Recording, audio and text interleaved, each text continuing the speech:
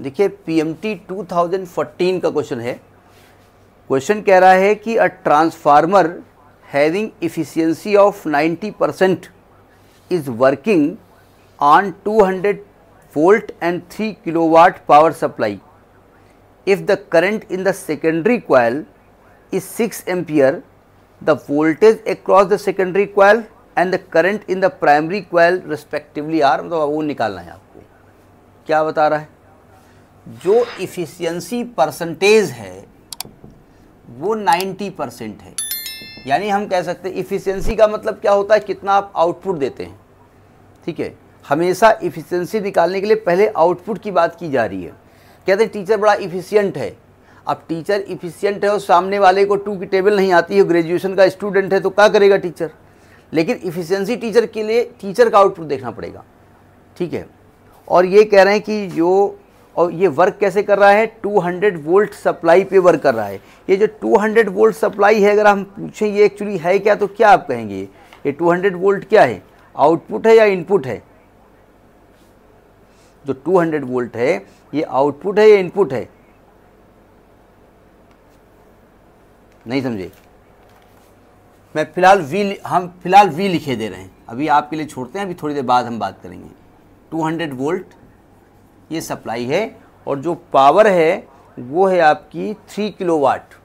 Power जो है 3 kilowatt मतलब 3000 वाट, ये पावर है। अब सिंपल सी बात है, अगर इफिशियंसी 100% होती तो जो पावर इनपुट होता वही पावर आउटपुट मिलता आपको। लेकिन इफिशियंसी 100% है नहीं, तो पावर उतनी तो आपको मिलेगी नहीं।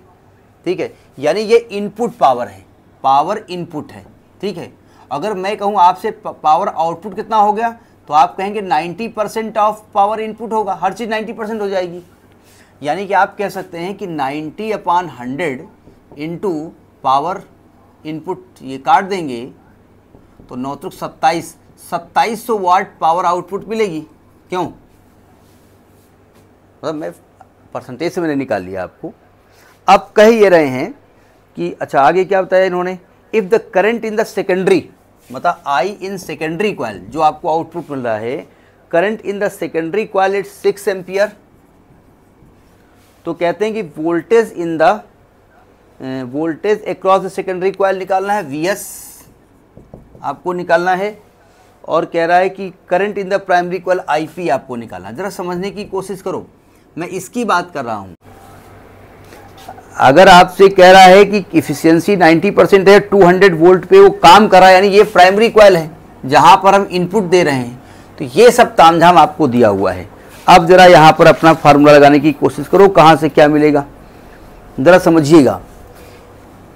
पावर इनपुट को हम वी इनपुट, इनपुट कहाँ क्या आता है प्राइमरी में, वीपी इंटू आईपी लिख सकते हैं, और पावर आउटपुट को आप Vs इंटू आई एस लिख सकते हैं।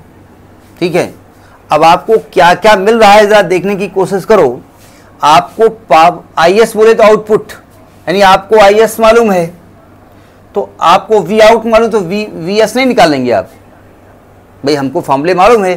तो वी आउट कितना है 2700 और वी एस कितना है पता नहीं, और आई एस कितना है 6, तो वी एस की वैल्यू आ जाएगी 2700/6, 3 दूनी 6, 3 नवा 27, 0, 450 वोल्ट, यानी वी एस आपका 450 वोल्ट है।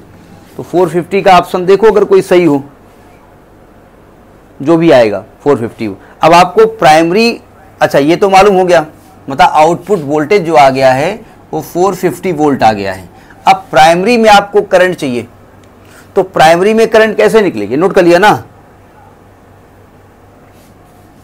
प्राइमरी में करंट निकालने के लिए या तो पावर का फॉर्मूला लगा दो, पावर इनपुट कितना है 3000 और वीपी कितना है 200 और आईपी कितना है, तो IP is equal to 3000/200, 15 ampere हो जाएगा।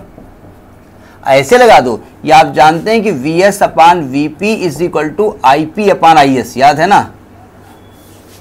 ऐसे लगा दो, इससे निकाल दो, जो भी आपकी मर्जी हो।